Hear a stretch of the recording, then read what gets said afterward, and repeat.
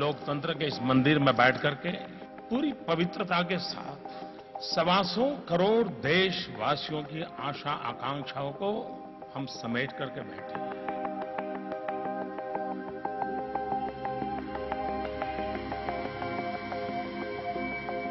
मैं स्पष्ट मानता हूं कि सरकार वो हो जो गरीबों के लिए सोचे, सरकार वो हो जो गरीबों को सुने, सरकार वो हो जो गरीबों के लिए जिए। मोदी आपको दिखता है इसलिए नहीं कि मोदी बहुत बड़ा है, मोदी इसलिए दिख रहा है कि मेरे पार्टी के वरिष्ठ नेताओं ने मुझे अपने कंधे पर बिठाया है।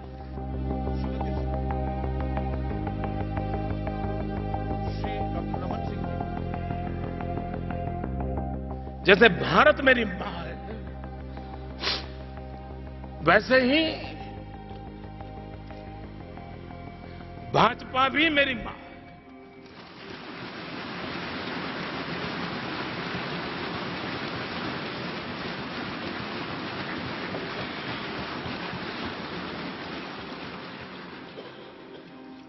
और इसलिए बेटा कभी मां पे कृपा नहीं कर सकता, बेटा सिर्फ समर्पित भाव से मां की सेवा करता है। मैं आपको विश्वास दिलाता हूं कि जब 2019 में हम मिलेंगे, मैं आपको, देशवासियों को फिर एक बार मेरा रिपोर्ट कार्ड दूंगा।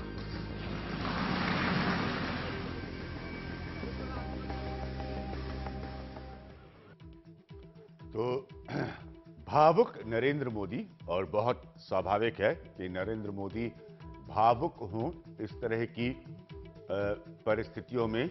न सिर्फ वो भारतीय जनता पार्टी की अपनी पार्लियामेंट्री पार्टी को एड्रेस कर रहे थे, वो इसके माध्यम से देश के सामने भी अपनी बात रख रहे थे। मैं आपको एक हमारे साथी अखिलेश की स्टोरी दिखा रहा हूं कि किस तरह का मूड था। कभी मत भूलिएगा कि 10 वर्षों का इंतजार किया है इस पार्टी ने सत्ता में आने के लिए, और मेरे हिसाब से जो बड़ा तब्दीली का पॉइंट है, ट्रांजिशन का पॉइंट है, कि वो अटल बिहारी वाजपेयी के समय से मोदी तक के आने का इंतजार कर रहे थे।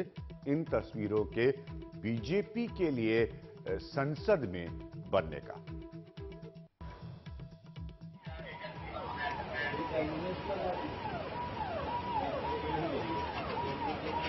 दिल्ली के गुजरात भवन से संसद भवन के लिए जब नरेंद्र मोदी का कारवां चला तो लगा कि ये एक औपचारिक कार्रवाई होगी, लेकिन मोदी ने इसे भी एक जज्बाती लम्हे में बदल डाला। संसद भवन पहुंचते ही मोदी ने पहले संसद भवन को प्रणाम किया।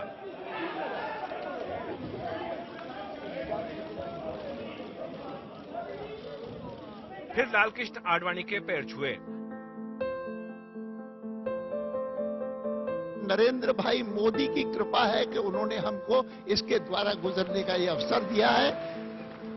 उन्होंने कहा नरेंद्र भाई ने कृपा की।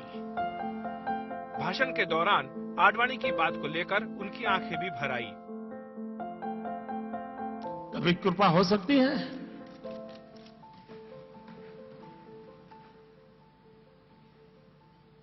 कतई नहीं हो सकती। अपने लंबे भाषण में नरेंद्र मोदी ने कहा कि ये नए भारत की सरकार है, कि सरकार वो हो जो गरीबों के लिए सोचे, सरकार वो हो जो गरीबों को सुने, सरकार वो हो जो गरीबों के लिए जिए।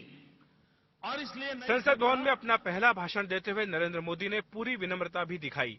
कहा कि ये पार्टी है जिसने उन्हें इतना बड़ा बना दिया। मोदी आपको दिखता है इसलिए नहीं कि मोदी बहुत बड़ा है, मोदी इसलिए दिख रहा है कि मेरे पार्टी के वरिष्ठ नेताओं ने मुझे अपने कंधे पर बिठाया है। मोदी ने वादा किया कि 5 साल बाद वो जनता के सामने पूरे कामकाज की रिपोर्ट रखेंगे। कि जब 2019 में हम मिलेंगे, मैं आपको, देशवासियों को फिर एक बार मेरा रिपोर्ट कार्ड दूंगा। इसके पहले आडवाणी ने मोदी के नाम का प्रस्ताव रखा। जेटली, सुषमा, रविशंकर प्रसाद सहित कई बड़े नेताओं ने इसका समर्थन किया। मैं गुजरात के लोकप्रिय व यशस्वी मुख्यमंत्री और भारतीय जनता पार्टी के प्रधानमंत्री पद के उम्मीदवार श्री नरेंद्र भाई मोदी के नाम का प्रस्ताव करता हूं। मान्यवर श्री लालकृष्ण आडवाणी जी के द्वारा प्रस्तुत श्री नरेंद्र भाई मोदी के नाम का बहुत ही हर्ष और अभिमान के साथ समर्थन करता हूं। भारतीय जनता पार्टी के संसदीय दल के नेता के रूप में श्री नरेंद्र भाई मोदी के नाम की घोषणा करता हूं। इसी के साथ नरेंद्र मोदी के प्रधानमंत्री बनने की प्रक्रिया की पहली संवैधानिक रस्म अदायगी पूरी हो गई। पूरे 10 साल बाद बीजेपी ने सत्ता में वापसी की है। नरेंद्र मोदी का आत्मविश्वास इस कदर है कि शपथ लेने से पहले ही उन्होंने 2019 की बात करनी शुरू कर दी है। मोदी उम्मीदों की लहर पर सवार होकर दिल्ली पहुंचे हैं और इन्हें पूरा करना उनकी सबसे बड़ी चुनौती है। दिल्ली में कैमरामैन कमलकांत के साथ अखिलेश शर्मा, एनडीटीवी इंडिया। ऐतिहासिक क्षण नरेंद्र मोदी के लिए, भारतीय जनता पार्टी के लिए बहुत विरोध सहा है। भारतीय जनता पार्टी के भीतर नरेंद्र मोदी ने उस घटनाक्रम को कभी मत भूलिएगा कि आज जो बीजेपी के नेता नरेंद्र मोदी का हर तरह से गुणगान कर रहे हैं, जो उन्हें करना भी चाहिए क्योंकि नरेंद्र मोदी ने इस किस्म की सफलता हासिल की है, लेकिन उनमें से बहुत ऐसे थे जिन्होंने नरेंद्र मोदी के कैंपेन कमेटी के चेयरमैन से लेकर, जिसमें कि स्वाभाविक है लालकृष्ण आडवाणी सबसे बड़ा प्रमुख नाम है, उनके प्रधानमंत्री पद के उम्मीदवार बनने तक हर तरह से उनका विरोध किया था। तो इस बात को कतई भी भूलने की जरूरत नहीं है। आज सही बात है, गुणगान का दिन है। भारतीय जनता पार्टी के नेता नरेंद्र मोदी इसको डिजर्व भी करते हैं। मेरे साथ पिंकी आनंद मौजूद है जो कि भारतीय जनता पार्टी को रिप्रेजेंट करती हैं। राकेश सिन्हा है जो संघ की बात और विचारधारा को बहुत अच्छी तरह से टेलीविजन के कार्यक्रमों में रखते हैं।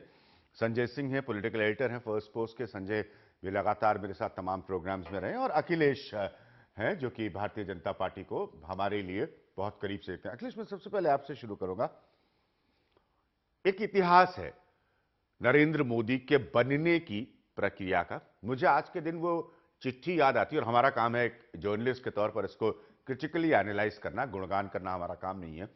जब लालकृष्ण आडवाणी ने एक चिट्ठी में यह लिखा था कि नानाजी देशमुख, दीनदयाल उपाध्याय, अटल बिहारी वाजपेयी की पार्टी किस रास्ते पर चलेगी। अब रास्ता वो जिस पर चली गई थी आडवाणी जी के हिसाब से, वो रास्ता ये है कि 285 सीटें आई हैं। तो एक तरह से किसी एवरेज बीजेपी वर्कर के दिमाग में क्या आडवाणी गलत साबित होते हैं जब इस तरह की तस्वीर वो अपने टेलीविजन पर देखता है? बिल्कुल। और जब जिस तरह से वो बोलते हैं, जिस तरह से उन्होंने बोला, मुझे लगा कटाक्ष किया कि हम आपकी कृपा से यहाँ बैठे हैं। वो ऐसा मौका नहीं था जिसमें कि उन्हें इस तरह की भाषा का इस्तेमाल करना चाहिए था। मुझे लगा कि ये सबको खटका, जो लोग वहाँ बैठे भी हुए थे। और वो एक तरह से उन्होंने मौका भी दे दिया नरेंद्र मोदी को ये कहने के लिए कि किस तरह से वो अपने आप को, जो अपना भावनात्मक उबाल है, वो सबके सामने पेश कर सकें। ये कुछ वैसा ही उबाल था जो 2007 के चुनाव में जीतने के बाद नरेंद्र मोदी का हमको दिखा था। तब भी इसी तरह की बातें की गई थी कि अगर नरेंद्र मोदी गुजरात में फिर से जीतते तो वो पार्टी से बड़े हो जाएंगे। यही बात तब भी कही गई थी। 2007 के बाद 2012 5 साल हमने देखा, वहां कोई ऐसा एक वाकया नहीं मिला कि लगाओ कि नरेंद्र मोदी पार्टी से बड़े हो गए हों।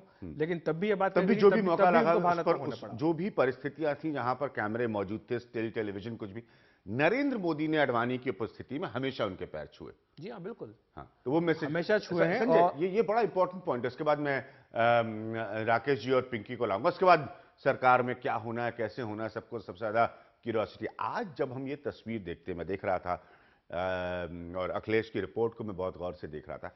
पॉइंट ये है कि ये मेरे शब्द नहीं है, ये आडवाणी जी की लिखी हुई चिट्ठी थी कि ये पार्टी किस दिशा में जा रही गई, जिस दिशा में, उसका नतीजा तो ऐतिहासिक आया है।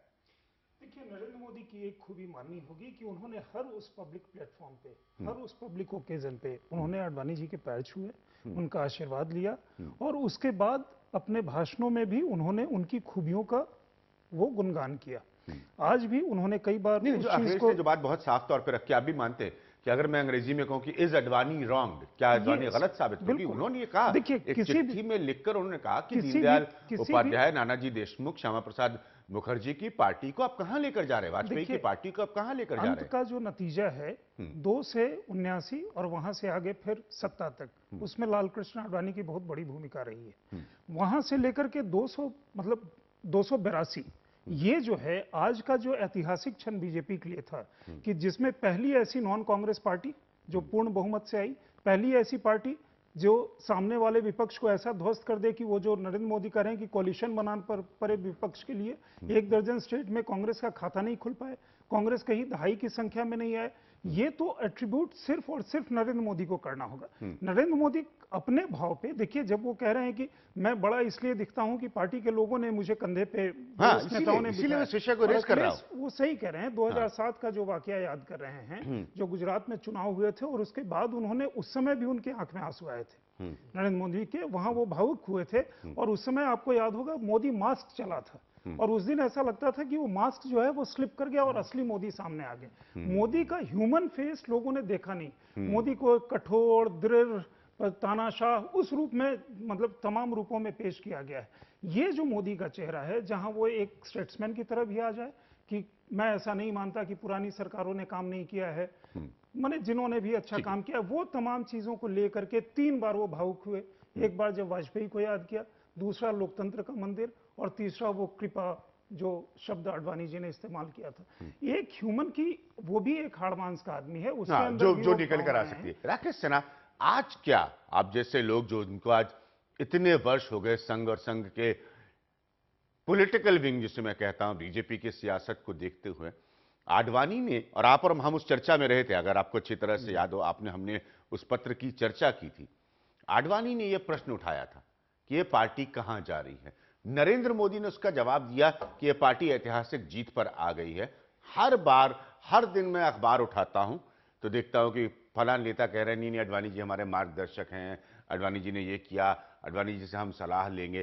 पॉइंट ये है कि नरेंद्र मोदी भी उनके पैर छू रहे। पॉइंट ये है कि जिस बात के लिए आडवाणी ने कहा कि पार्टी को आगाह होने की जरूरत है, अखिलेश हमारे साथ मौजूद है, सबको याद है कैसे वो गाड़ी में बैठे, फिर गाड़ी से उतर गए, फिर रूठ गए, फिर घर में रह गए। मैं उन सारे प्रकरणों में आज नहीं जा रहा हूं, लेकिन वो तो मार्ग सही साबित हुआ बीजेपी के लिए, तो गलत तो आडवाणी साबित हुए।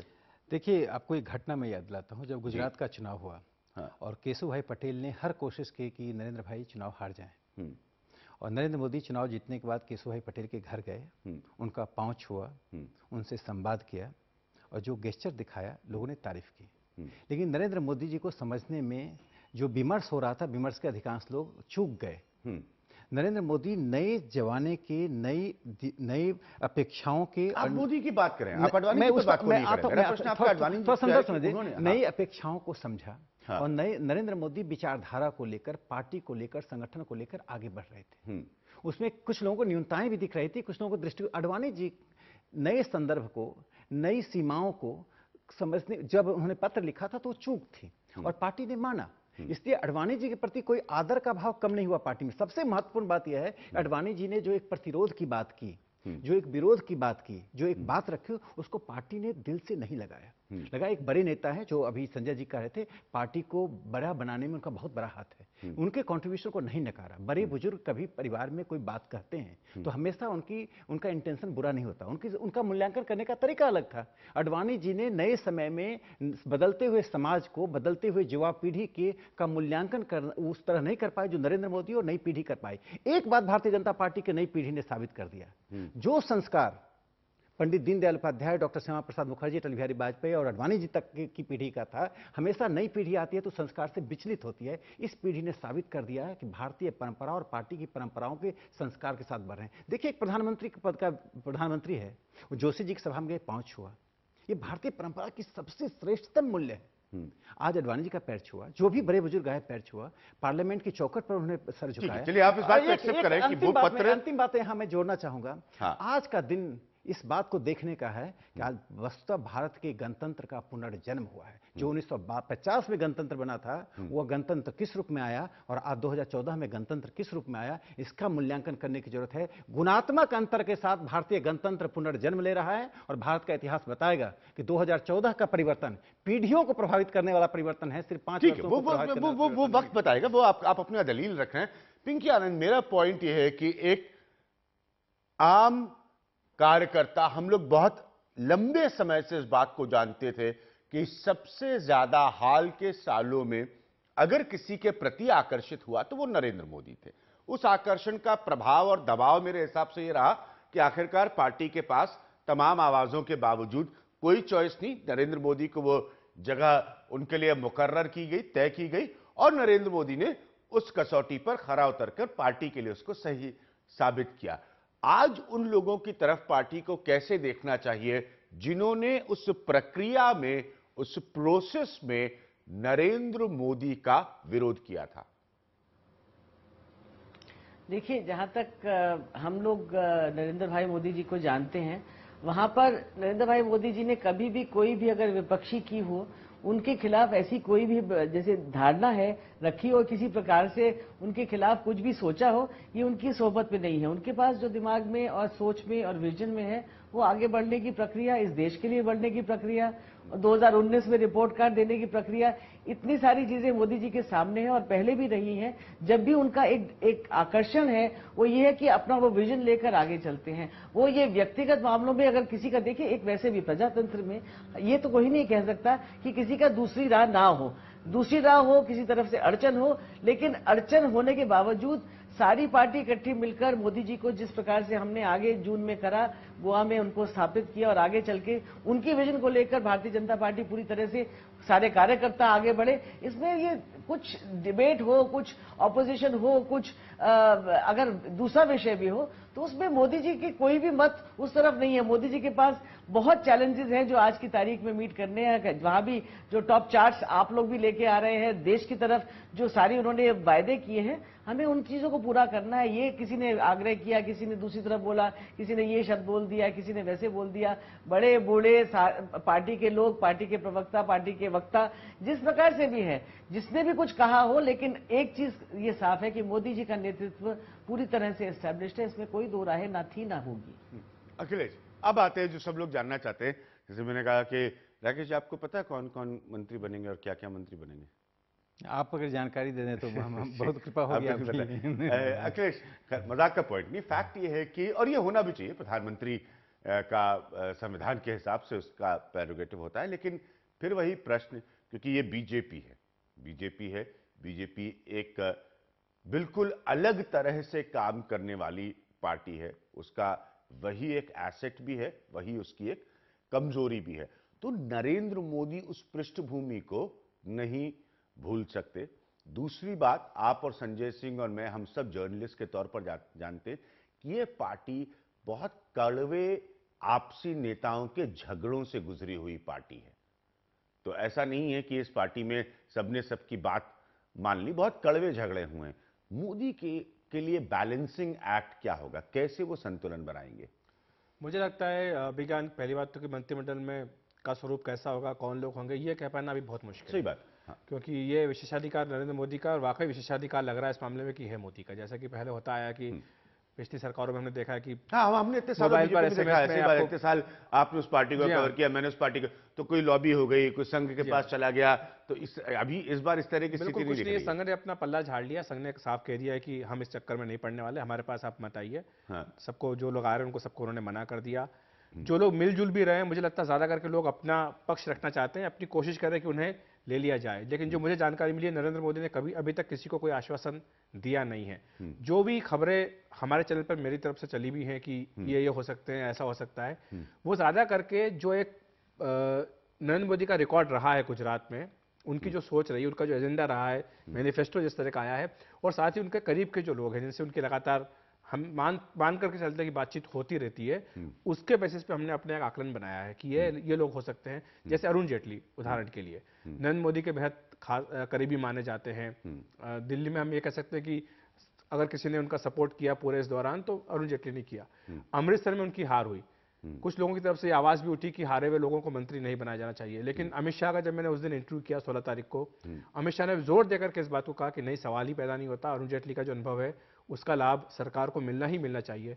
तो उसके बेसिस पे हम इस निष्कर्ष पर निकल सकते हैं कि हाँ, अरुण जेटली इस मंत्रिमंडल में जरूर होंगे। जो उनका अनुभव है, वित्त मंत्रालय, विदेश मंत्रालय जैसा कोई मंत्रालय उनके पास हो सकता है। और भी कुछ इस तरह की जानकारियां छन छन करके निकली हैं। राजनाथ सिंह से मैंने इंटरव्यू किया था, पूछा था कि क्या आप सरकार में शामिल होंगे, तब उन्होंने साफ इनकार कर दिया था।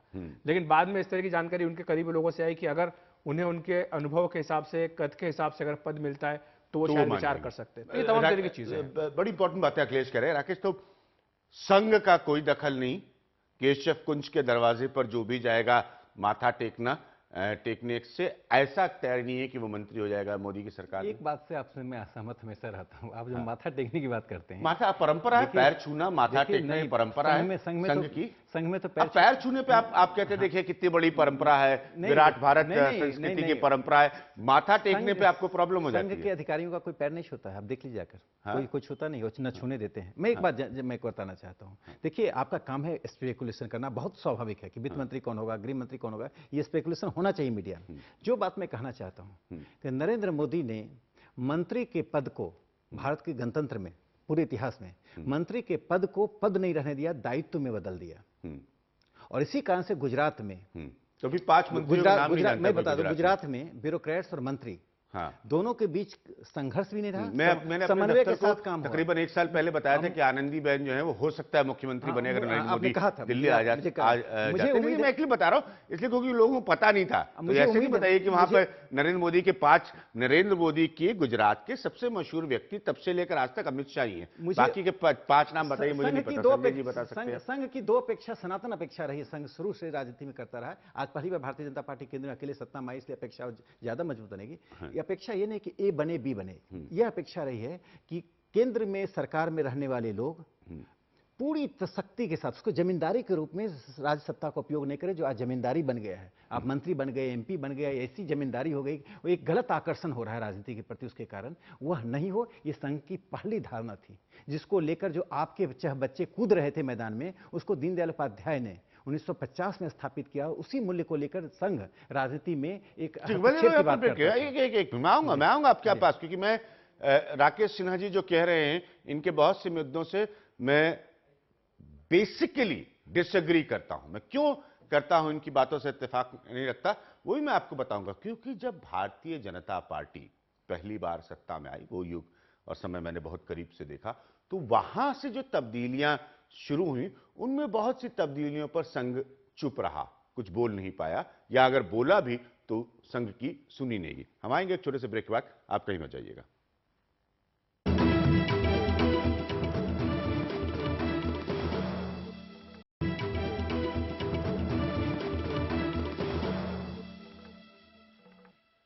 तो फिलहाल की परिस्थितियां बिल्कुल स्पष्ट है कि पूरा देश जानना चाहता है कि नरेंद्र मोदी की कैबिनेट में कौन कौन होगा, लेकिन देश को इंतजार करना पड़ेगा, क्योंकि सिर्फ नरेंद्र मोदी जानते हैं फिलहाल कि उनकी कैबिनेट में कौन कौन होगा, जो बिल्कुल गलत नहीं। से मैंने कहा कि राकेश जी, जिस पॉइंट को आप एक्सप्लेन करने की कोशिश कर रहे थे, परंपरा की, संस्कृति की, भारतीय जनता, ये सबका बदलाव हो चुका है। भारतीय जनता पार्टी उस प्रोसेस से गुजर चुकी है। तो अब ये सब दलीलें जो हैं वो 2014 की परिस्थिति में संघ और भारतीय जनता पार्टी के रिश्ते पर नहीं अप्लाई होती। एकदम आप ठीक बोल रहे हैं। हाँ, मैं आपकी बात से 100% सहमत हूं।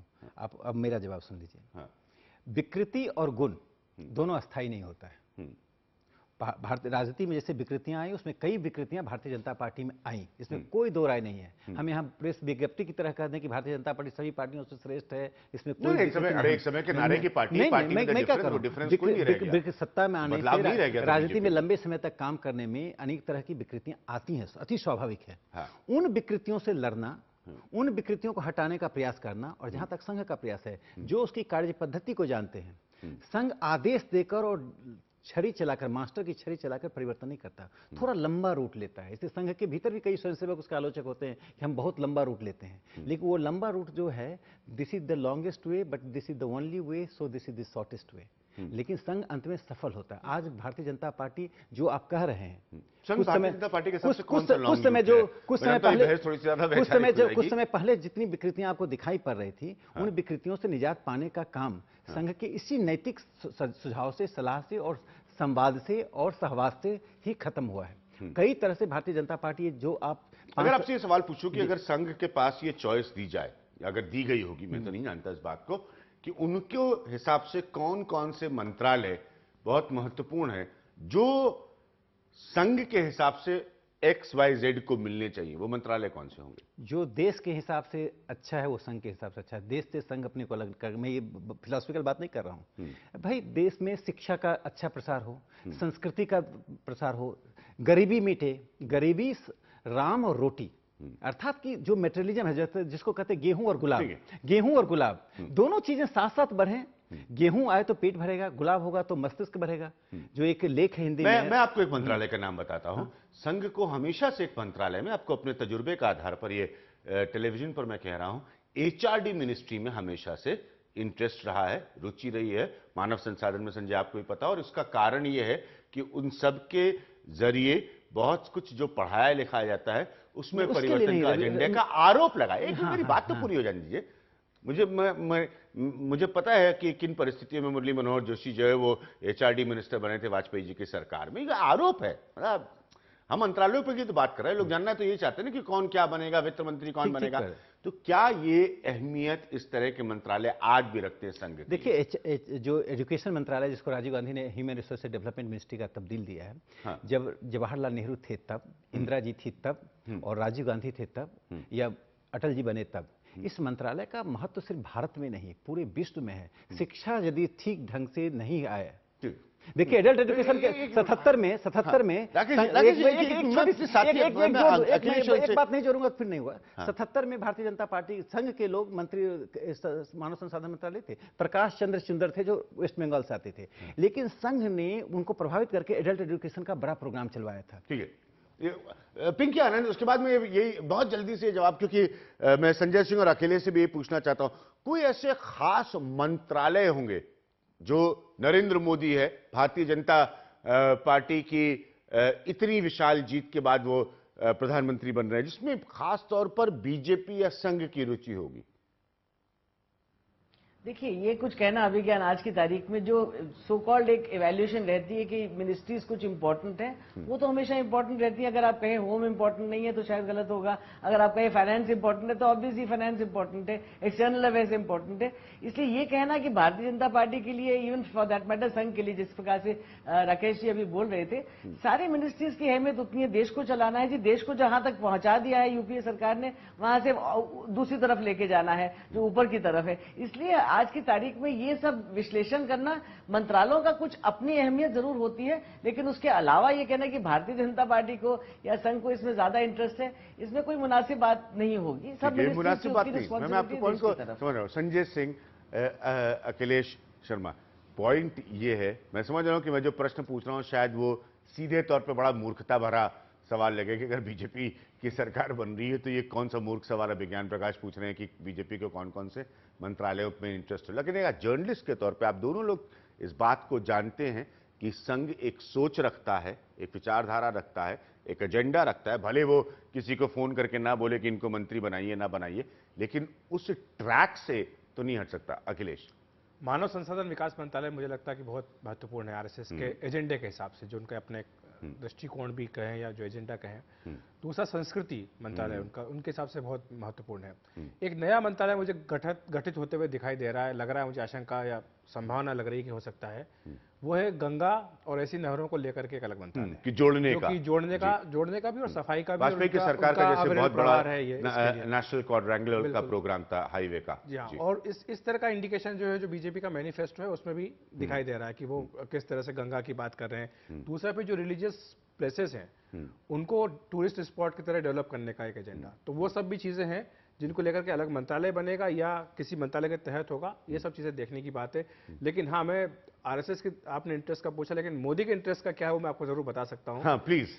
देखिए, इंफ्रास्ट्रक्चर के जितने मिनिस्ट्रीज हैं, वो चाहे रेलवे हो, चाहे शिपिंग हो, या फिर सरफेस ट्रांसपोर्ट हो, इनमें नरेंद्र मोदी की बहुत ज्यादा दिलचस्पी रहने वाली है। उनके भाषण में लगातार इस बात पर जोर रहता है। मुझे ऐसा लगता है कि शिपिंग और सरफेस ट्रांसपोर्ट जैसी मिनिस्ट्रीज नरेंद्र मोदी अपने पास भी रख सकते हैं। ये भी एक संभावना, इससे हम इनकार नहीं कर सकते। ठीक है, वक्त वाले एक ब्रेक का वापस आएंगे। अखिलेश ने एक अच्छा पॉइंट दिया है, वक्त कम रहेगा, इस पर चर्चा करें कि नरेंद्र मोदी, क्योंकि गुजरात मॉडल को पिच किया गया देश के सामने, देश ने उसको माना, उसको पहचाना और नरेंद्र मोदी को यह मैंडेट दिया। नरेंद्र मोदी के अपने खास रुचि, खास परफॉर्मेंस के मंत्रालय क्या होगी, इस नजरिए से भी देखना एक बड़ी दिलचस्प बात होगी। हम उस पर आएंगे एक छोटे से ब्रेक के बाद।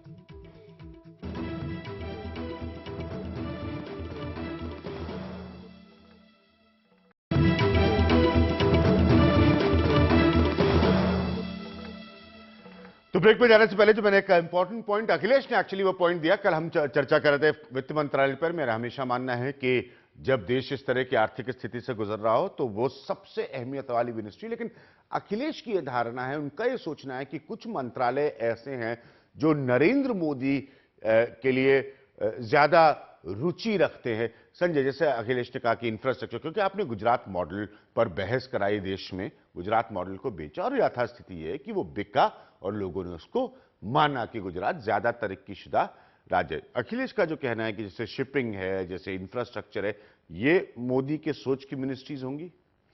रेलवे, बिल्कुल सही बात कह रहे हैं। अभी जो वहां चर्चा है, कुछ मंत्रालय जो हैं वो अपने आप में अहम हैं, लेकिन उसमें भी मोदी के आने के बाद वो और भी अहम हो जाते हैं। एक्सटर्नल अफेयर्स फॉर इंस्टेंस, इतिहास ऐसा है, हिस्टोरिसिटी कुछ दिनों की ऐसी है कि वेस्टर्न वर्ल्ड का बॉयकॉट और तमाम चीजें, या चाइना का बुलाना, फिर चाइना के साथ मोदी का इतना मतलब प्रखर विरोध जाकर के अरुणाचल के बॉर्डर पे करना। चाइना ने उस समय में मोदी को बुला करके गेस्ट बनाया जिस समय वेस्ट बॉयकॉट करा था। इसलिए एक्सटर्नल अफेयर्स अपने आप में काफी इंपॉर्टेंट हो जाता है। फाइनेंस, महंगाई और तमाम अर्थव्यवस्था को ऊपर उठाना है, जहां से यूपी 2 जिस तरह से छोड़ करके जा रही है, बहुत अहम हो जाता है। इंटरनल सिक्योरिटी, एक्सटर्नल सिक्योरिटी मतलब डिफेंस, और वो संयोग ऐसा है कि वो चारों मंत्रालय नॉर्थ ब्लॉक, साउथ ब्लॉक होते हैं। उसके बाद मैसेज देने के लिए जो अखिलेश कह रहे हैं, वो सिंगुलर मोस्ट इंपॉर्टेंट मैं मंत्रालय जो मानता हूं वो रेलवे होगा। जो रेलवे पूरे देश को कनेक्ट करता है, रेलवे के माध्यम से बहुत सारा मैसेज जाता है। और मैंने ये सुना है कि कल परसों के बाद जब से ये नतीजे आए हैं, राजधानी में इंप्रूवमेंट ऑलरेडी होना शुरू हो गया है, केवल ये मैसेज से, मतलब इन द सेंस कैटरिंग का, क्योंकि कुछ लोग जो ट्रैवल करते थे उन लोगों ने बताया ये इतना कनेक्ट करता है। और उन्होंने कई जगह इस बात को कहा भी है।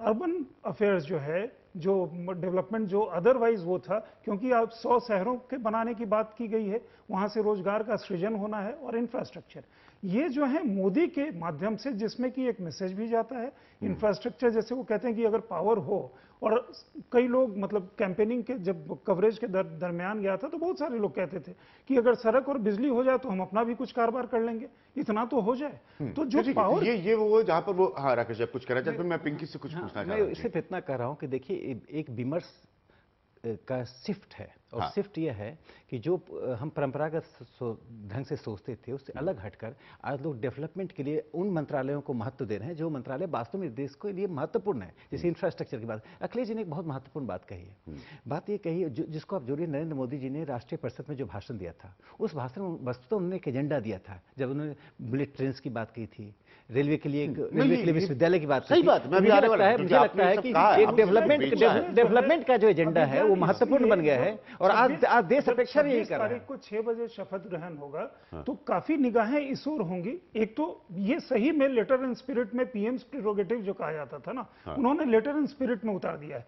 किसी को पुख्ता जानकारी इस बारे में नहीं है, और मैं उसको चीज को पिंकी एक ही सवाल, वक्त बहुत कम है, आपसे पूछना चाहूंगा कि एक हिस्से के भारत में युवाओं को नरेंद्र मोदी ने बहुत आकर्षित किया शुरुआत में, और उसके बाद आहिस्ता आहिस्ता ऐसा लगा कि इन युवाओं ने न सिर्फ आकर्षण, नरेंद्र मोदी को वोट भी दिया। अब युवा हम सब जानते हैं कि ये 8 दिसंबर 2013 को 28 सीटें दे सकते हैं केजरीवाल को दिल्ली में। आप पिंकी दिल्ली की रहने वाली हैं, उसके बाद इनकी केजरीवाल से निराशा भी उतनी ही तेजी से बढ़ सकती है।